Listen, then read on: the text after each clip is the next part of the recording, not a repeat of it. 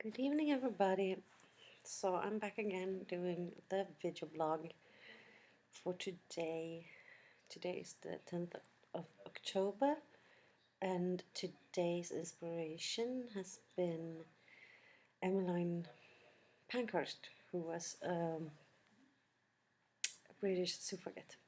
And today is the day she founded the let me see here, when she founded the Women's Society and Political Union in 1903. So that's a while ago. Yeah. Am I still recording? Yes, I am. And I think we should all be very thankful for the suffragette movement and the work they actually did to give us equal opportunities to vote. No. I just had dinner, so I'm seeing if it, but it wasn't the same. Being a feminist, I think that there is a lot we have to thank those who came before us for. Women's right to vote, women's right to their own bodies and to decide over their own bodies, at least here in Sweden. I know that there are places in the world where women don't have the same choices as we have here, and that it's a privilege. So we're back to that, being privileged. And you might wonder why I chose to wear the ronit, which is the pink scarf, and then I have a hippity dippity on. They are both from Rapunzel. I love Rapunzel. That side is great. Also ruining me. No, they're not. It's actually quite cheap to order from them. When I want to talk about feminism. Right, yeah. The pink one, a couple of years ago, Sweden got a new party who ran for parliament, and they've also run for the EU parliament. And this time they actually got some seats, one seat. We called Feminist Initiative. And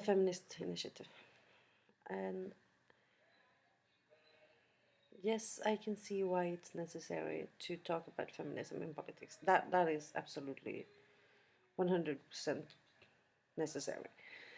I have a little bit of an issue with this party because the fact is that they kind of take credit for speaking about feminism and being the only ones speaking about feminism, and that is not true. It is also a fact that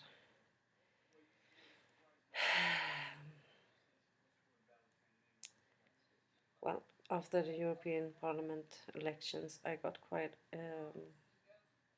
annoyed with the fact that a lot of their supporters said that this was the biggest thing that had happened since like forever for feminism, and this was the greatest thing feminism ever did, and blah blah blah. And I don't think that is true, because I think that what the suffragettes did is actually a bit bigger than them taking one seat in the parliament, because without women's right to vote, they would have nobody voting for them probably. So yeah, I think it's a bit of I think this is true about humans in general. We are quite good at being disconnected from our history and forgetting what we should have been learning. So yeah, but their color is pink, and so that's why I wear it today. But I think it's inspirational that they actually got elected, even if they didn't get any seats in the elections in Sweden now. A month ago, almost. And I wear the hippity dippity with this because it makes a nice accessory. accessory, and I think it's nice. I've watched some new tutorials, and this is inspired by one of those.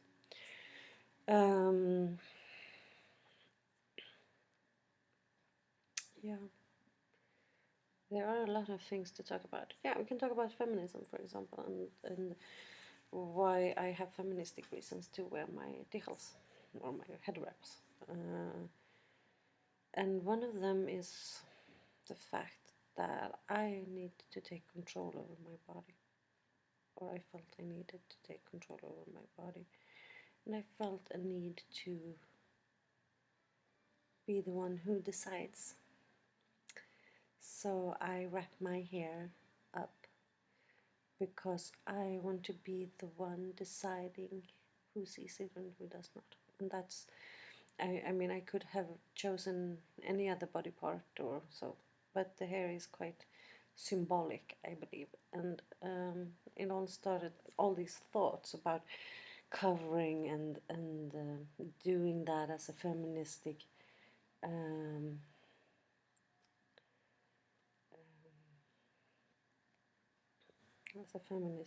action came from an article written by a Swedish journalist where he talked about the law in France, which makes it illegal to wear niqabs in public places, I think, and how he was criticizing the fact that the women, most of the women who wear niqabs in France, comes from parts where niqab isn't traditionally worn. So he talked about this being because Muslim men don't want Western men to have access to um, to Muslim women. And I felt like, wait, what, do you think that you have access to me because you can see my face? Because access to me says something else than I think. I mean, I don't think that if I can still connect with people. For me, it's not a problem to connect with somebody that wears a niqab, or at least I don't think so. Why should it be?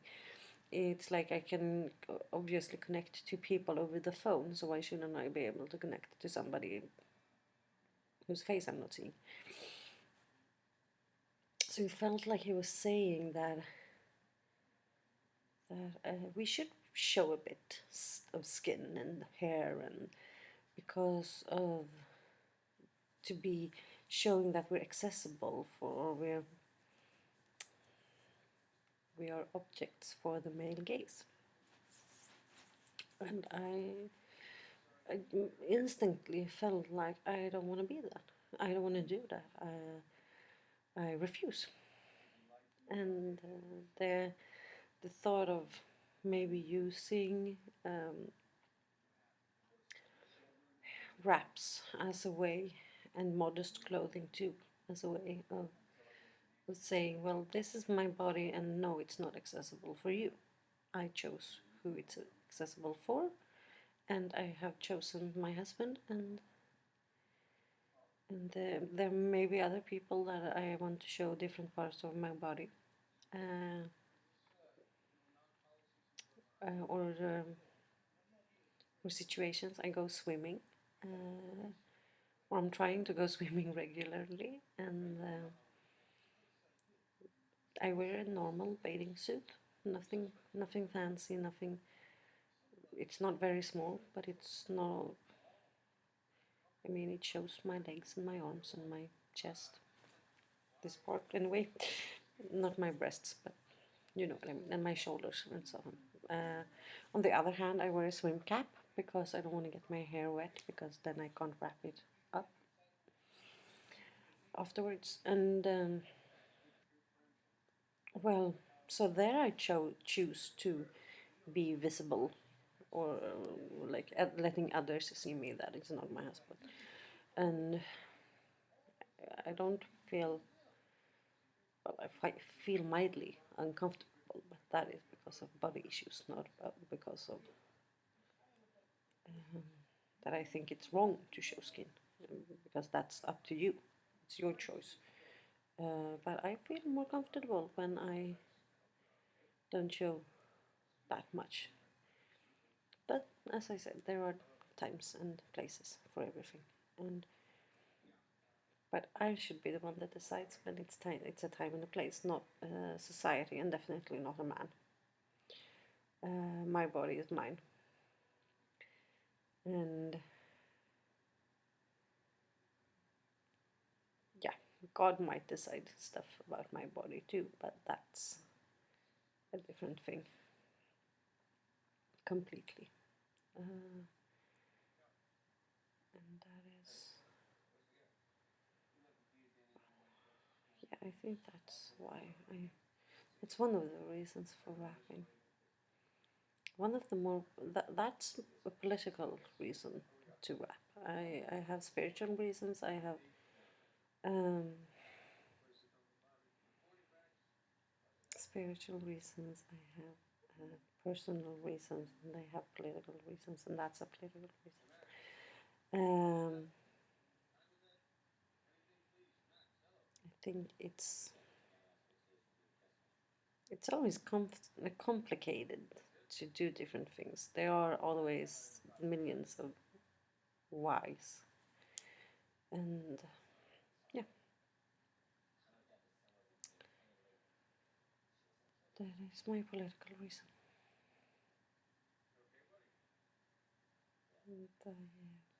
And, I love rapping. I have rapped every day now since actually Saturday, last Saturday, maybe even longer.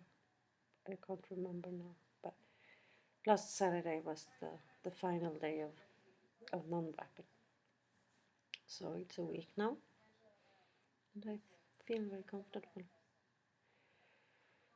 I'm gonna go and try out new glasses.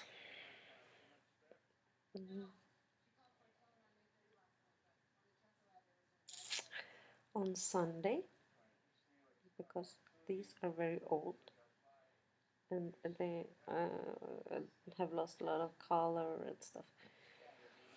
And I realized that it's good for me to wear the wraps, and especially the non-slip headband, because my ears are not even. So it always looks like I put my glasses on a bit sloppy. But now I can correct that with, yeah, there we go. I can put it under the scarf, and the scarf holds it a bit, so it looks a bit more even anyway. I'm gonna see if they can fix that for me. I don't want to be looking that sloppy. Sometimes they're on wrong because the toddler tried to put them on, but yeah. So that's it. Today, 101 years ago, Emmeline Pankhurst, Pankhurst. So we have, yeah, we should think back and thank those who came before us. Have a nice Friday evening. For those of you keeping Shabbos, I hope you had a nice evening with your family, and I guess you won't be watching this tonight, but maybe another day. And oh, tonight I'm gonna try to make challah. I don't know if you call it challah if you don't take away a piece and burn it, but I'm gonna use a recipe anyway from And I'm probably gonna pray while baking. I think that idea or that tradition is fascinating, to bake and pray, to fill the bread with your prayers. Yes. So, have a nice evening, and I'll be recording tomorrow again. Bye bye.